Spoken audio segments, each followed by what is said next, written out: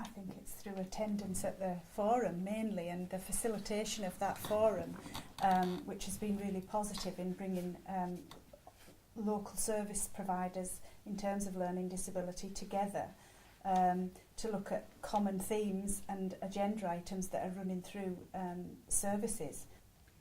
I think ARC's helped locally by bringing information from other parts of Scotland as well, from its work in other areas, and keep reminding us and bringing us back to that kind of information.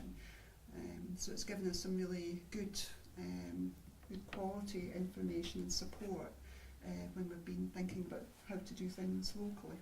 Mm-hmm. So it gives us that national insight.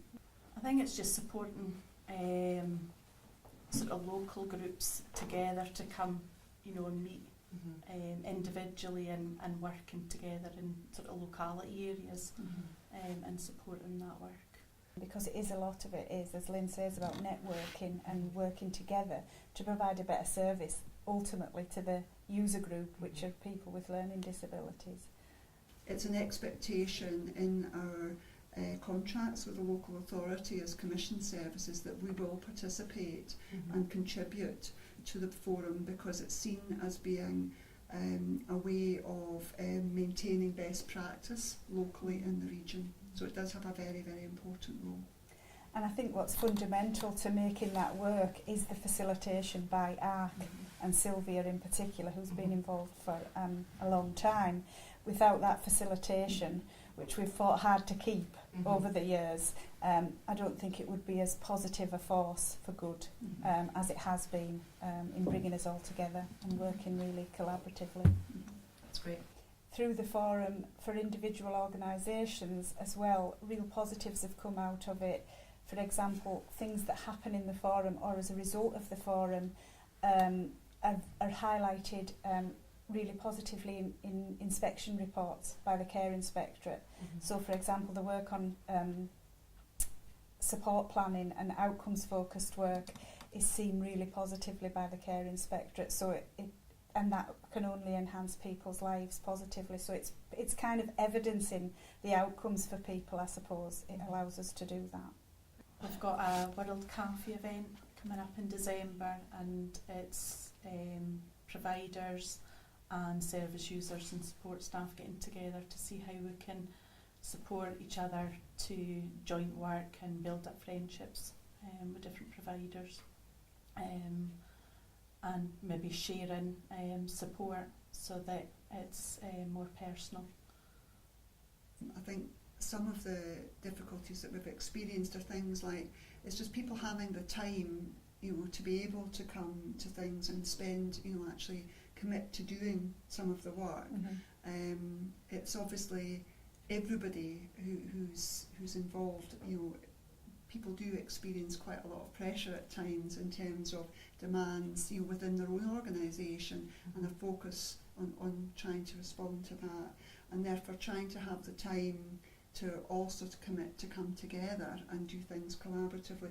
That's it's often a tension there that things might sometimes drop off. So we've sometimes had to work quite hard to re-energise the group and to bring people back together again, and get people to come back to looking at the positives of what we're doing together and the benefits, and why it's really important to maintain that. So I think that's something that we acknowledge can get in the way occasionally.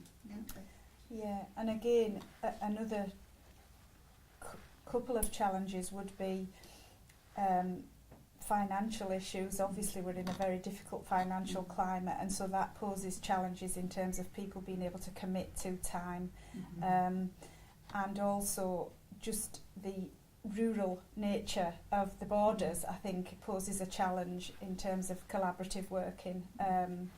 And so that's something, again, I feel quite strongly that the facilitation of the group is essential in order to keep it going, despite those challenges, I suppose. I think if we didn't have the facilitation of the group, I think it would be very difficult in the midst of those challenges to keep going with the group. I mean, the information that Sylvia and ARC send you is huge. I mean, you get lots of information through the minutes from the meeting are well presented, so you've got all that information if you can't make a meeting. There's always updates from other areas and information, so that you can, you know, read through what's relevant maybe to your area or to your service, and tap into that information. It's a one-stop shop really, that although you might get information from a range of different sources, you know that you've got it coming through ARC Scotland, that you won't miss anything that's really relevant to you. And I think that people have always commented on how useful that is, and they've really appreciated it.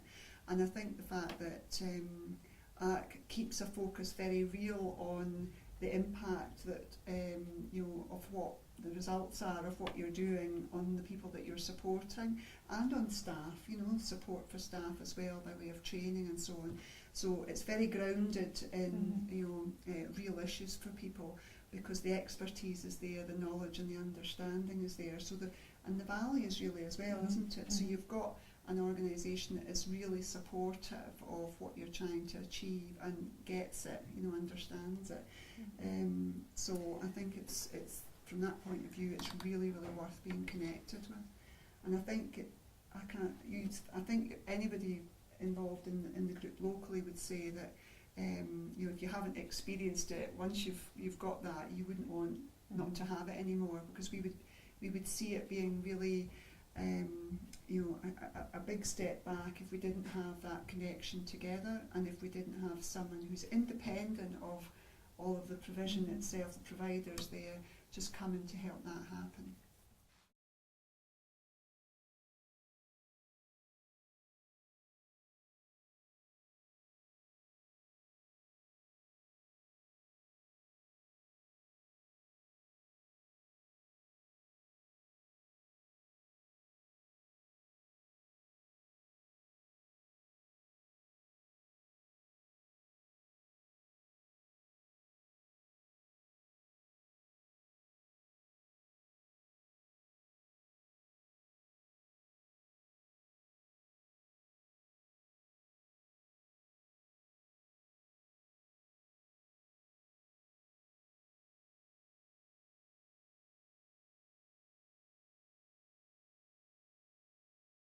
Take 4.